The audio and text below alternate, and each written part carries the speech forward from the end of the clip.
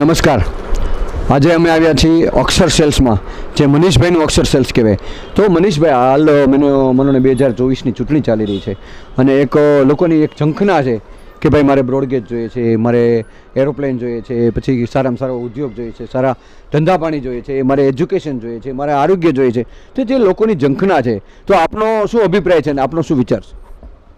આમ તો ભારત આઝાદ થયું, આપણે ભારત આઝાદ થયું ત્યાર પછી આપણો અમરેલી જિલ્લો જ્યારથી જીવરાજ મહેતાએ એમનું ઋણ ચૂકવ્યું, કંઈક નાનું એવું અમરેલી, અને એને પોતાના વતનનું ઋણ ચૂકવવા માટે આ અમરેલી જિલ્લાનો દરજ્જો આપ્યો.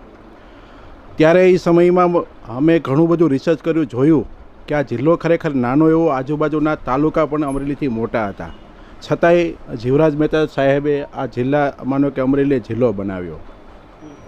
અને વિઝન એવું હતું કે આ સૌરાષ્ટ્રનું પાટનગર બને. રીઝન કે અહીંયાથી 100 કિલોમીટર રાજકોટ, આ બાજુ 100 કિલોમીટર જુનાગઢ, આ બાજુ 100 કિલોમીટર ભાવનગર, અને આ બાજુ 100 કિલોમીટર દરિયો.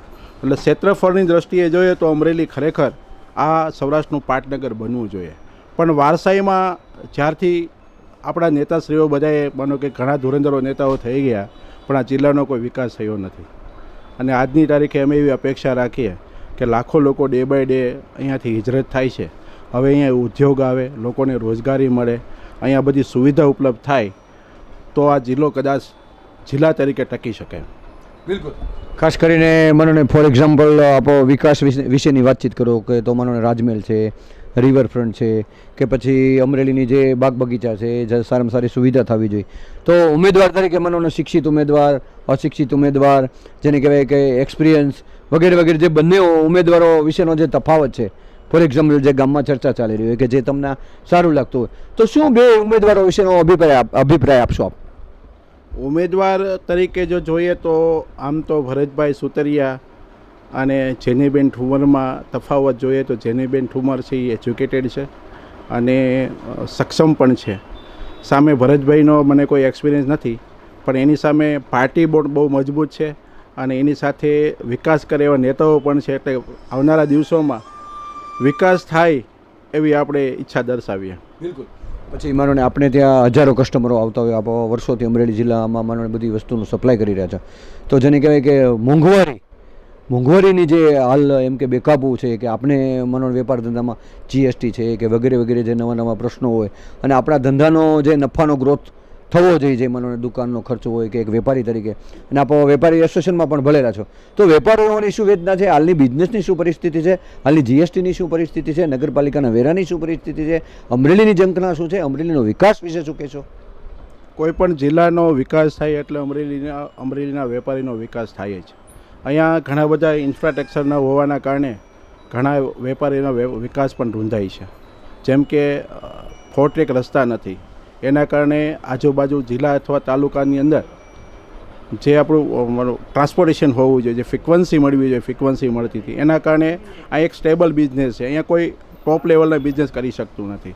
આના માટે અમારે કદાચ માનો મોટો બિઝનેસ કરો તો અમારે માઇગ્રેશન થવું પડે. એટલે સૌથી મોટી સમસ્યા કે આ જિલ્લામાં કંઈક નવું આવે, મોટા ઉદ્યોગો આવે, 4 ટ્રેક રસ્તાઓ બને, બ્રોડગેજ લાઇન બને, સૌની યોજનાથી પાણી પુષ્કળ મળે, તો લોકો અહીંયા રહેવા રાજી થાય. આજનું નવું જનરેશન અમરેલી રહેવા આજે માનતું નથી.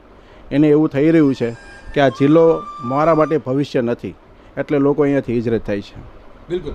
આપ ખેડૂત પણ છો ને આપ મને એક સારા ખેડૂત તરીકે, એક ધરતીપુત્ર તરીકે, જે ગામડાની વેદના શું છે, કે માનોને જે વીમો, પાક વીમો છે, કે પછી માનોને ભાવની, જે કપાસના ભાવની કે મગફળીના ભાવની, ખેડૂતોની શું વેદના છે, ને આપ ખેડૂત તરીકે પણ શું કહેશો?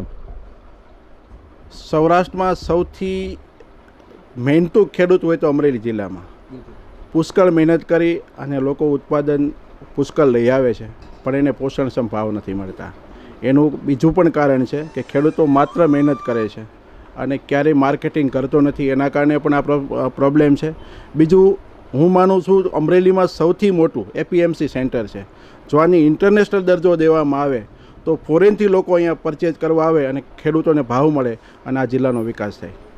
વિશેષમાં માનોને આપ કંઈ કહેવા માગતા હોય કે માનોને આવતા દિવસમાં એક ચૂંટણી પર્વ છે, જે 5 વર્ષે એક તમને હક મળે છે, એક અધિકાર મળે છે મતદાન કરવાનો, તો ઉનાળાનો સમય છે, તો માનોને આપણે એમ નથી કહેતા કે આ પક્ષને આ પક્ષને, તો વહેલાસર એમ કે મતદાન કરવા જવું જોઈએ કે પછી આપને તરફથી શું કહેવામાં આવે છે? ફોર એક્ઝામ્પલ, હું માનું ત્યાં સુધી 100% મતદાન થવું જોઈએ. દરેક લોકોનો પોતાનો અધિકાર છે મત દેવાનો, એને ઉપયોગ કરવો જોઈએ. કદાચ ગમે એટલી ગરમી પડે પણ આપણે મતદાન તો અવશ્ય કરવું જોઈએ, અને મતદાનથી જ આપણી ચોઇસેબલ ઉમેદવાર આપણને ચૂંટીને લઈ આવી શકીએ છીએ. એટલે આ દેશની માનો આપણી અહીંયાની જે માનો કે વેદના છે, એ વેદનાને આપણે માનો પાર પાડવા માટે, સારા ઉમેદવારને લાવવા માટે 100% મતદાન કરવું જોઈએ. દર્શક મિત્રો, માનનીય શ્રી મનીષભાઈને સાંભળ્યા, અને મનીષભાઈ એક માનોને અમરેલી જિલ્લાના વેપારી તરીકે, એક ખેડૂત તરીકે, એક સારા નાગરિક તરીકે એમનો અભિપ્રાય આપ્યો. એમ્બલ ટીવી ન્યૂઝ, મનોજ સેદાણી, અમરેલી.